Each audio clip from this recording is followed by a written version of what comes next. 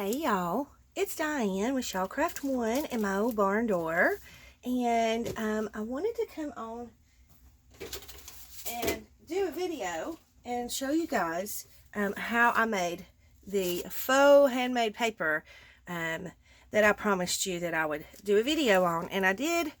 I did this on our New Year's Eve bash live. Craft with me, but I know a lot of my viewers didn't get to come to that, so I wanted to do just a regular video so you could get a chance to watch it and see what the process is. This is not my idea. I did not come up with this idea. I got this idea off of Treasure Book's channel.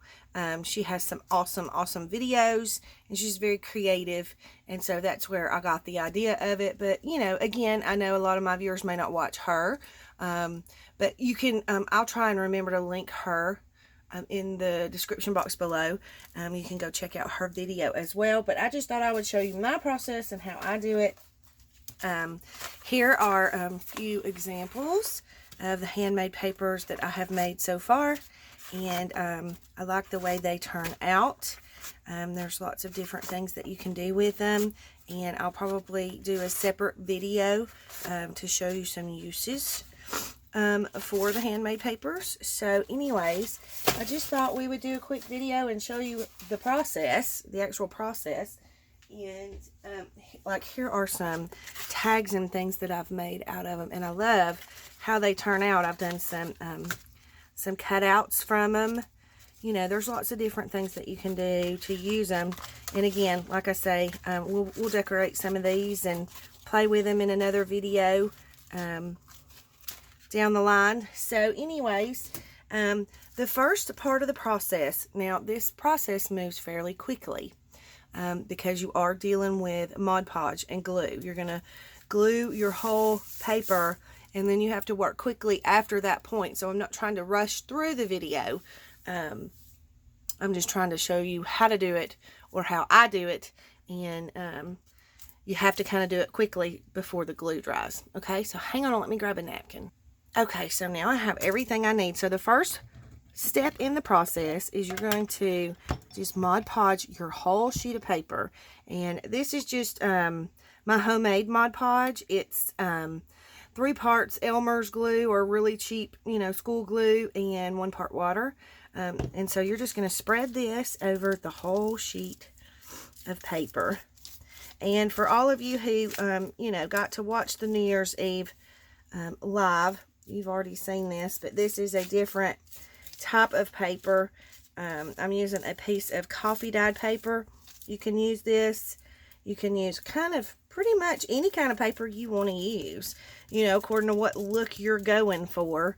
You can use anything. The pages that I showed you just a minute ago, the examples, like these, most of this was done on construction paper, just kids construction paper. This one I think was one of my Kool-Aid dyed sheets. This one I think was just a plain piece of copy paper, and there's a coffee dyed one. So you can do it on any kind of paper that you want to do it on. Okay, so we have our glue spread on our coffee dyed paper. I think I missed a spot right there. So let's go ahead and get a little bit more glue on that spot so that we have glue. You want a good coverage of glue all over your page. Okay. And then I have this little bowl here of some goodies. This is the tea bags that I tore open. I poured the tea leaves in here, and so we're going to use that. This is some crushed up dried flower petals. Some, you know, how you get these little threads from when you're sewing and you have the extras. Some cheesecloth. This is coffee dyed cheesecloth. I've seen, I saw her do, she used flour, she used flowers, oh, feathers, she used feathers. Sorry, my brain don't want to think correctly today. Okay, so I'm just taking the little bits of tea leaves, and I'm just taking a little pinch, and I'm sprinkling them, if I can talk today. I'm still trying to get over this nasty cold stuff that I've fought over the holidays. So you just sprinkle that, and then you're going to take some of your crushed up flower petals. I've already crushed these up, so You don't want them to be too big because it will cause your napkin to tear when you put your napkin on. So you don't want something that's too bulky on the page. And you can use as much or as little of each item as you want to, according to your own preference.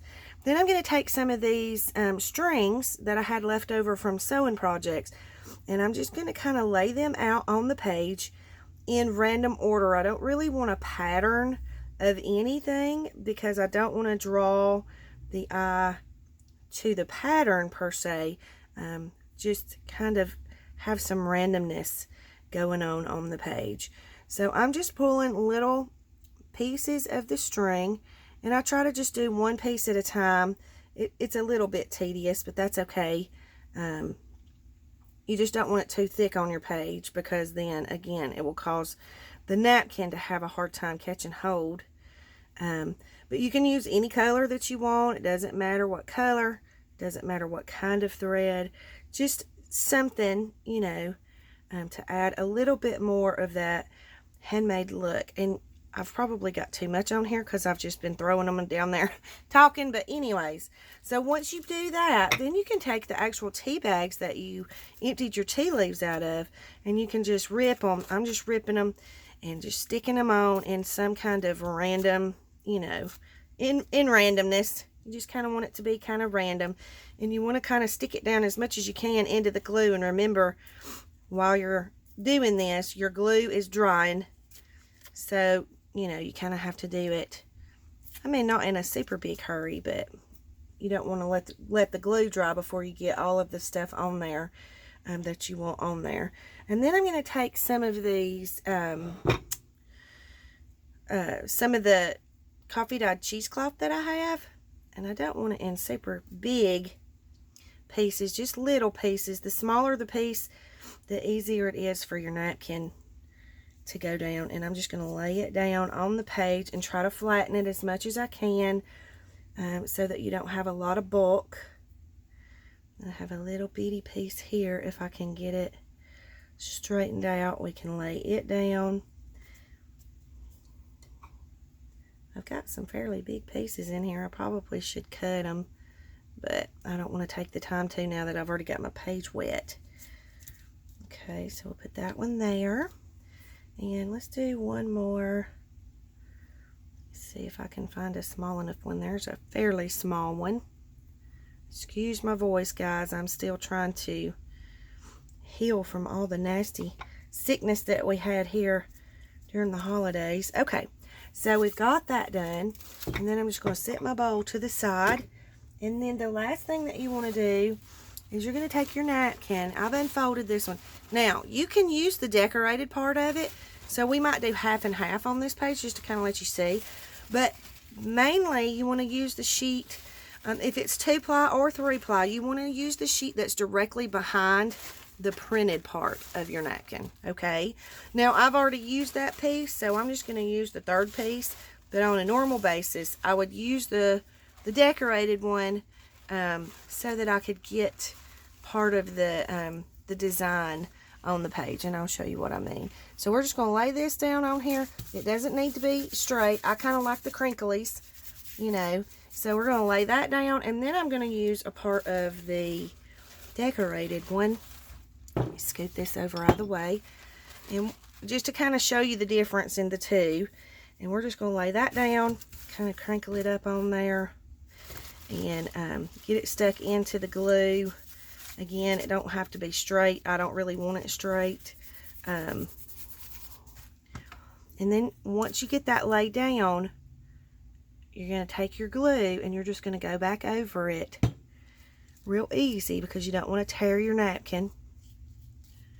And you're just going to glue that napkin all the way down on top of your paper that you've just put all of your goodies on. Okay, so this is the plain napkin without any decoration. You want to make sure you get all of your air bubbles out. You don't want any air bubbles in there. And you just keep gluing, and you just do it easy so that you don't tear it. And if you do tear it, you know, it can be fixed, and I'll show you in just a minute how to fix it if you tear it. Okay, so then we're going to go over this side. And this is, again, the decorated part of the napkin. And this doesn't look so much handmade, but it is pretty. You know, this side looks more like the faux handmade paper. It's not really handmade paper, y'all. It's just faux handmade paper. Just kind of gives you that look of, you know, that handmade paper that you get, that people actually spend their time and make it. And I want to do that. I do eventually want to make some because I love the look of the handmade paper. Okay, so we're going to get this. And I really don't know that I like... I've never used the actual decorated part of the napkin before, but I'm not real sure that I like the look of it because it kind of overwhelms. You know, maybe if you had a napkin that didn't have so much decoration on it, that kind of overwhelms the actual point of, you know, having the handmade paper. Okay, so that's basically all you do, and then you're going to just sit this to the side and let it dry. I need a napkin to wipe this little chunk of glue off that had dried in my glue brush. So you just sit this to the side and let it dry, and once it dries, then you can lift it up off of your wax paper. I've got mine sitting on wax paper. It can be any kind of you know, just scrap paper that you want to sit your page on. So I'm going to sit this to the side and let it dry, and I'm going to pull back over these other pieces so that I can kind of show you what I'm talking about when I was telling you about. Okay, so let me pull out, I'm going to pull out the coffee dyed one that I did to kind of give you a comparison. Alright, so this is a coffee dyed. This is what it looks like when it dries. Okay. And so it just looks like, you know, it's just, it kind of mimics the look of that handmade paper. And on this page, I don't know if you can see it good on camera, but this is the second layer of the napkin that I used on this. And you can see here, you know, you have just that little imprint of the pattern that was actually on the napkin. So hopefully y'all can see that, the little butterflies. Let me see if I can hold it up and keep it still. See the little butterfly right there? So it just gives you a very faint image of, you know, the print that was on the second layer of the napkin. Okay, so there's that one. And then here's one. This one looks a little better than this one. Here's one that I did with, hang on, I got a cough. Sorry. Here's one that I did. This is construction paper, but I did it with, you know, you can see the faint image of the second layer of the napkin here. I think this one had, I got glue stuck on the end of my finger. I think this one had flowers on it, you know, and then here, I just, at the very corner, I put in some of the actual printed part, like the top part of the napkin, just to give the page a little bit of a decoration. And I like how that turned out. That will make a beautiful journal page. You know, you can just fold that right in half, and that can be a journal page, and you can journal on the back of it. If you want both sides of your page to look like this, you can do both sides. But I prefer just doing the one side so that, you know, you have room to journal on the back side of it. You know, if you wanted both sides, you could use it as a photo mat, or, you know, to put a fabric flip on or whatever. It's just basically completely your choice and your preference. Okay, so I was going to show you real quick how you would fix it if you ripped your napkin. So let me do that real quick. See, I'm going to get some of these air bubbles out because I still have some air bubbles in here. And, you know, if you have the air bubbles, it will cause your paper or your napkin to rip. Alright, so we're just going to go right here and say I tore that. So hopefully you can see that. Let me just hold it up so you can see it. So see right here, I kind of tore the napkin a little. And so once it dries, you know, it's going to cause some of your goodies to fall off, you know, if you don't have napkin there. So I'm just going to take the corner of this napkin and rip it off. Just rip me a piece off that's big enough to cover that. And then I'm going to take a little bit of glue, and I'm just going to lay that napkin right on top of there. my hands are sticky. And I'm just going to glue that right on the top. And it just kind of blends in, and it covers up, you know, anywhere that you may have writ your napkin. So it's fairly easy. It's an easy process. It's a fun process. It goes fairly quickly.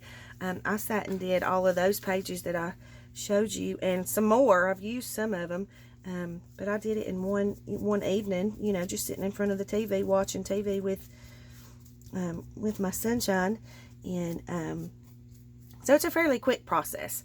So anyways, that is the process of making the handmade paper that I promised y'all I would do a video on. And again, I'll try to link Treasure Books channel.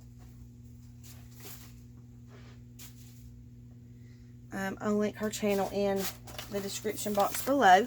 So anyways, there you go. That is the process of how you make your handmade paper. Very quick and easy. It's a fun, relaxing project. So not much to it. So have fun with it. I hope you enjoy it. I will do another video and show you some things that I do with these pages. Because, you know, you can use them for lots more than just journal pages. You can make tags. You can make pockets, tucks. All things junk journal. You can make all of those things with this. You can use them in mixed media projects. You know, I have some scraps that that I had cut off, so I can use those in collages and things like that, and it'll look super cute. So anyways, just thought I would come on and do a quick video, show you the process, and I hope you have fun making your own faux handmade paper. So if you have any comments or questions, you can leave them in the comment box below. Don't forget to like and subscribe. Like the video and subscribe to the channel. If you will, it does help the channel. And thank you all so much for watching. Hope y'all have a great day. Big hugs.